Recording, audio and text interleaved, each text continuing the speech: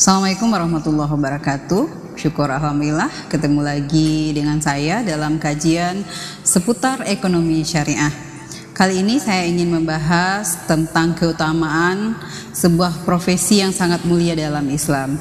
Profesi apa itu? Nah, profesi tersebut adalah profesi sebagai seorang pedagang atau berniaga atau seller, terserahlah istilahnya apa.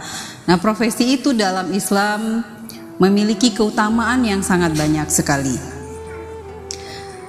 Tentu saja ketika profesi itu dijalankan sesuai dengan tuntunan Rasulullah. Apa saja keutamaan menjadi seorang pedagang menurut Islam?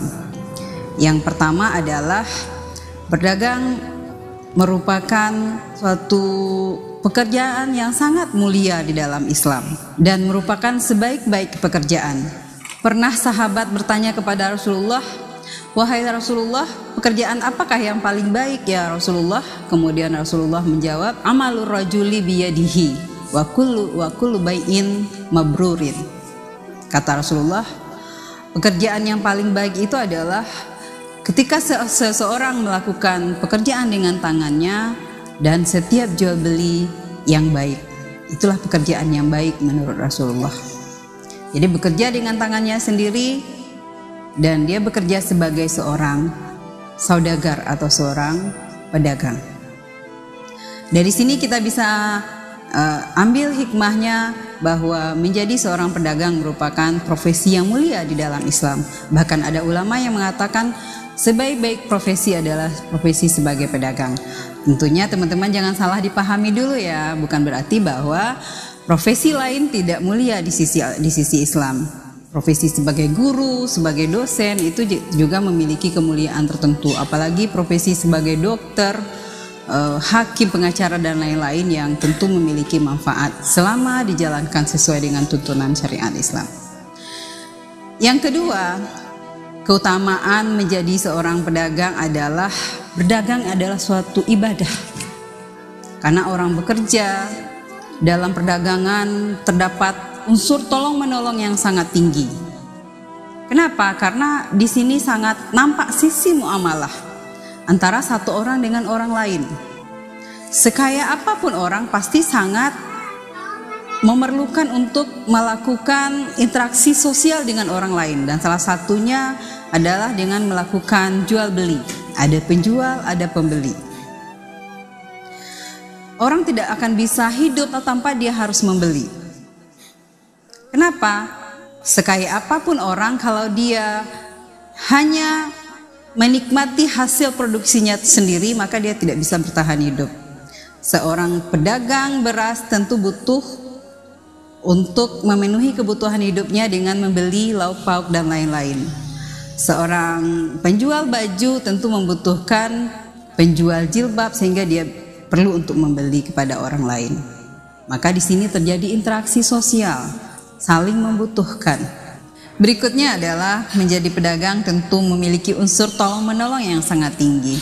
Kenapa demikian? Karena seseorang tidak bisa memenuhi kebutuhan hidupnya sendiri saja. Seorang penjual tentu butuh untuk berinteraksi, untuk membeli kepada orang lain. Maka di sini telah terjadi interaksi sosial. Orang tidak bisa hidup tanpa bantuan orang lain. Maka dalam jual beli terdapat unsur tolong-menolong yang sangat tinggi. Ketika seorang memiliki produk kemudian dibeli orang lain, maka terjadi tolong-menolong di sana. Di mana letak tolong-menolongnya? Seorang pedagang, barang dagangannya dibeli, dia mendapatkan uang, dan seorang pembeli mendapatkan barang sehingga kebutuhan hidupnya terpenuhi. Ini bentuk tolong-menolong yang mungkin tidak bisa dihindari oleh manusia sebagai makhluk sosial. Berikutnya, keutamaan menjadi seorang pedagang itu adalah di dalam Al-Quran dikatakan bahwa berdagang itu adalah pekerjaan yang halal.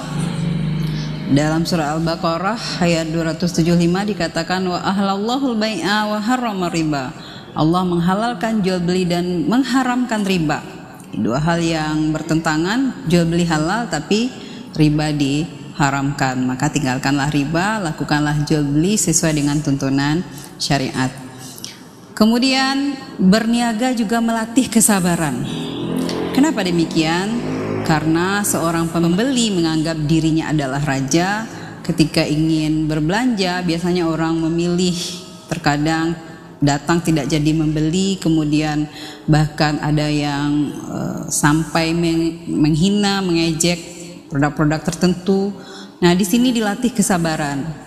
Ada yang senang dengan produk yang dibeli, ada yang komplain, itu makanya dilatih kesabaran untuk tidak melakukan kata-kata atau hal-hal yang tidak sesuai dengan ketentuan syariat. Jadi bersabar, menerima komplain dan lain-lain, dan memperbaiki semaksimal mungkin. Kemudian dengan berdagang tentu menjadikan kita untuk selalu bersedekah, karena biasanya dengan berdagang orang sering bersedekah, memberi, melebihkan dan lain-lain, sehingga kita terlatih untuk bersedekah dan memberi kepada orang lain. Demikian keutamaan menjadi seorang pedagang. Terima kasih. Assalamualaikum warahmatullahi wabarakatuh.